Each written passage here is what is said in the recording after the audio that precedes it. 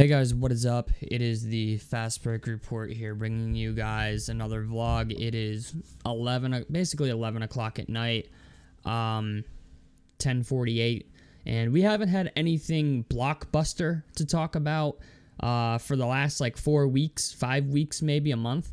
And Karl-Anthony Towns just got traded to the New York Knicks. I knew the Knicks were gonna make a move. I did not expect it to be this big a move. So in case you guys don't know, Mitchell Robinson had a significant injury. I think he's out for the season, which meant they weren't going to have a center. It meant they would have had to play the whole season with Julius Randle at center. And while Karl-Anthony Towns has been very good for the Minnesota Timberwolves, they've been looking to trade him for a very long time. And honestly, he's better suited as a center than a point forward or power forward, whatever he was playing. It was a really weird fucking fit, okay, with Minnesota, but they managed to make it work over in Minnesota. Had, I would say, a revival year for his career. Now, I don't know how that's going to play into being coached by Tom Thibodeau. I'm not sure that's going to work because Karl-Anthony Towns isn't exactly the epitome of defense. In fact, he's usually pretty horrible at it. He's also pretty inconsistent. But when you use him as a center and, run the whole thing through him, he's not having to play with Rudy Gobert anymore. He's going to get free reign to basically do whatever he wants down in the post. Now, from the Timberwolves side of the thing, obviously Karl-Anthony Towns is getting traded to the Knicks, and the Knicks are acquiring Julius Randle, Donte DiVincenzo, and a future first-round draft pick. I like Donte DiVincenzo. However, Julius Randle's a guy that I always thought thinks he's better than he actually is.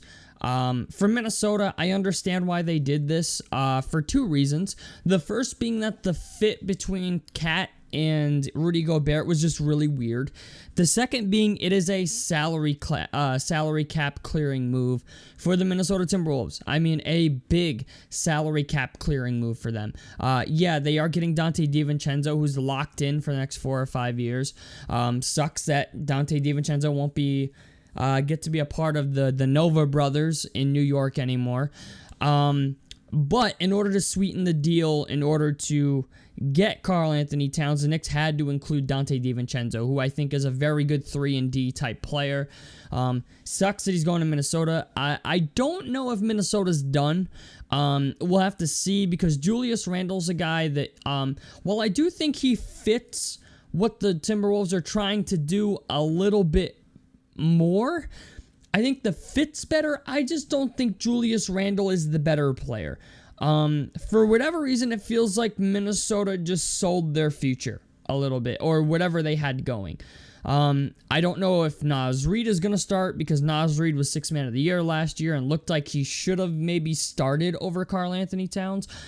I don't know what the situation is going to be in Minnesota. But Julius Randle only has 1 year left on his contract with a player option, whereas Karl-Anthony Towns had 3 years left on his contract with a player option. So, you're looking at 2 years projected, compared to 4 years projected. And the Knicks are already in salary cap space hell. I should get that on a shirt. Salary cap space hell. Is your team in salary cap space hell? Or my team is in salary cap space hell. I think I should get that on a t-shirt. But it's just the idea. The Knicks are looking like, once Mitchell Robinson went down and they lost Isaiah Hartenstein, they really needed to get that rebounding from someplace else. And most teams in the league that have a rebounding center really don't want to give it up. I know that there's this narrative in the NBA that rebounds don't matter. There's some people who actually think that rebounds don't matter, 3-point shooting is what matters, so fuck it. But the problem is you need to rebound the basketball to win games. And Tom Thibodeau understands that. And I think we saw that in the playoffs. You know what I'm saying? With Isaiah Hartenstein on the Knicks, with his offensive rebounding ability and stuff. That should no longer be a narrative. You know what I'm saying? Isaiah Hartenstein almost single-handedly beat the fucking Pacers by rebounding. You know what I'm saying? And once you get into the playoffs, defense matters, rebounding matters, being able to score in the paint matters. All that stuff matters. And Karl-Anthony Towns is kind of a do-it-all type of guy. I've been saying this for a long time, and I've been beating this drum for a long time, and Pacers fans think I'm fucking stupid for it. But Karl-Anthony Towns is the type of guy every team wants to have. He can shoot the three at a historic rate for a big man at 39%. He's one of the best three-point shooting bigs in the history of the game. Then when you consider he's a walking double-double, he can run the floor. Yeah, defensively, he's not anything crazy. He's like a 1 steal, 1 block a game type of guy. But he's going to kill you inside. Karl-Anthony Towns can step out and shoot the three, and he can, bang down low under the basket. Karl-Anthony Towns is one of the few guys, it's you can run a 5-out set with him. Yeah, it might not be very good, but you can do that. You can do that with Karl-Anthony Towns. He's a guy that can, even his passing ability, I think, is a little bit underrated. Karl-Anthony Towns has a lot of good in his game that, I think warrants enough where it makes up for the bad. I feel a big portion of what we saw of the bad out of Karl-Anthony Towns, the inconsistencies and stuff like that, is just his fit in Minnesota. So I like that. If I'm Minnesota, I feel I'm really banking all my chips on Anthony Edwards. Obviously Karl-Anthony Towns is a better offensive player than both Julius Randle and Rudy Gobert. Okay, Rudy Gobert's great, and I've been saying this for a while now that the Minnesota Timberwolves learned to play without Karl-Anthony Towns. However, once they got him back, it seemed like that team went to a whole new level.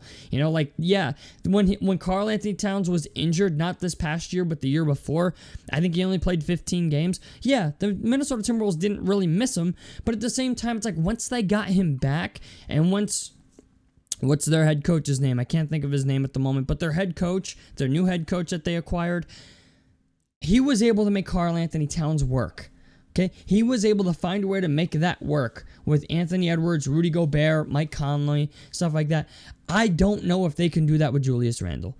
Julius Randle has times where he looks really good, and then Julius Randle has times where he looks really bad, similar to Karl-Anthony Towns. However, Julius Randle likes to think he's Kevin Durant. You know what I'm saying? And I've said this plenty of times before. If I gotta watch Julius Randle take one more step back mid-range jump shot, I'm gonna fucking shoot somebody. Okay?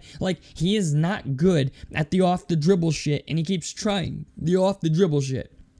Ever since Julius Randle got a max contract from the Knicks, he has been, an off-the-dribble type of guy, I don't know why that's how they were utilizing him. I get that was pre-Mikal Bridges, pre-Jalen Brunson going fucking bonkers and stuff like that, and pre-Donte DiVincenzo breaking out and stuff, but that's who Julius Randle was, and, I worry that the Minnesota Timberwolves just gave away a really good offensive weapon for them. Arguably their number 2 best player, not even arguably, bona fide their second best player for a guy who really has some inconsistencies from mid-range.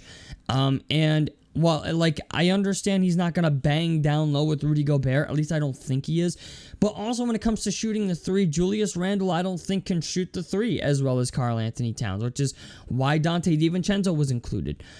I just worry that this takes the Minnesota Timberwolves from being a potentially top 3 seed in the West to a team that might now be outside of the top 5. And I know that sounds crazy to say because defensively they're very good. They still have Jaden McDaniels. They still have Naz Reid, right? They just acquired Donte DiVincenzo. They're freeing up cap space. They got Julius Randle, who's not bad. Julius Randle's not bad. It's just for what that team tries to do, I just simply don't think that it's... I don't know, the fit may be better, but I don't know if the actual ability of the player is better.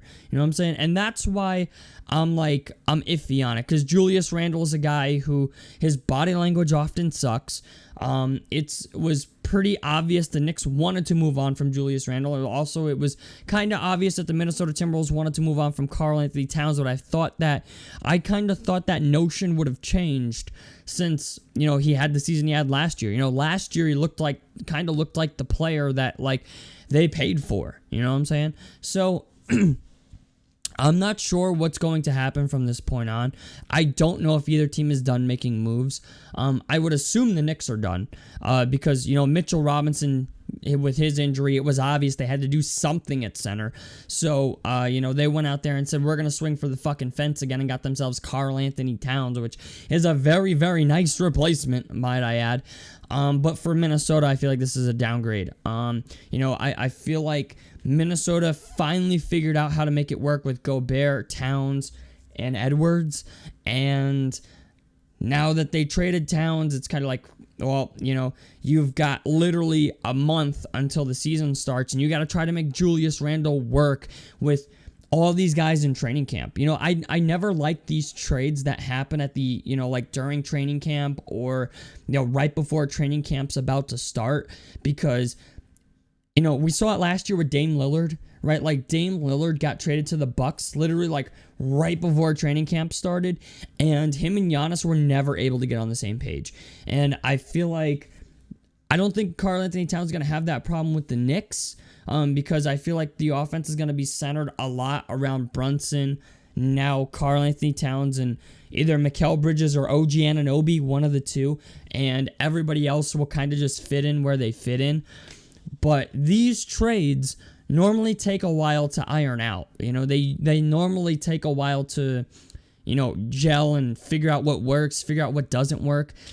Yes, Tom Thibodeau has a new toy, and, so do the Minnesota Timberwolves and Julius Randle and Donte DiVincenzo. DiVincenzo's easier to plug in. Minnesota needed shooting anyway, so they got Donte DiVincenzo, who's a good defender, good three-point shooter. But, Randle, it's just I don't doubt his abilities or what he's good at, because there are games that Julius Randle does play really well. It's just, if Karl-Anthony Towns was inconsistent, I think Julius Randle is even more inconsistent. And, when you consider the idea that, he's going to a situation where Anthony Edwards is the number one option, no ifs, ands, or buts about it at this point. And, maybe you're the second option. Maybe Rudy Gobert's not really much of a second option. He's like a 15 and 15 garbage man. He grabs rebounds and puts them back in the basket. He averages 15 and 15 getting second chance points. But Julius Randle, I don't know if he's as... I don't know. You know what I'm saying? I don't know that. I'm not that familiar with Julius Randle's game like that. You know what I'm saying? I think that with the finesse game, the touch... all that stuff, the passing, I just think Karl-Anthony Towns is a better player than Julius Randle, and I think many people would agree with that. It's just, I don't know how it's going to be. If you want my initial opinion, my initial take, my first thought, this is a win for the Knicks and a loss for the Minnesota Timberwolves, only because they have to hope that Julius Randle can be even half of what Karl-Anthony Towns was for them. I understand this was a salary cap space move. A big portion of it was a salary cap space move. The Timberwolves really wanted to get off that contract so they could, maybe bring some more guys in free agency, have more cap space to work with.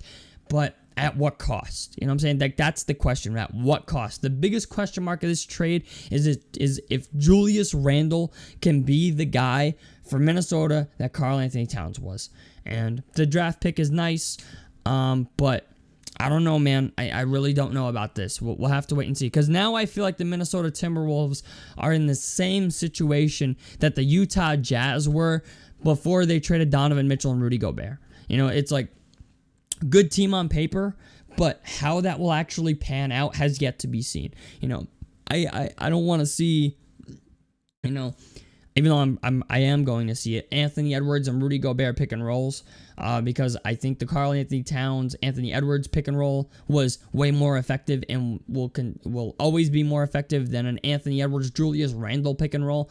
But I do feel like Julius Randle's role might remain the same. I don't know. We'll have yet to, like I said, this has yet to be seen. We will have to see how Julius Randle works out for the Minnesota Timberwolves, but I will say this. If Julius Randle wasn't happy in New York, he's definitely not going to be happy in Minnesota, where they get like fucking 6 feet of snow every other day.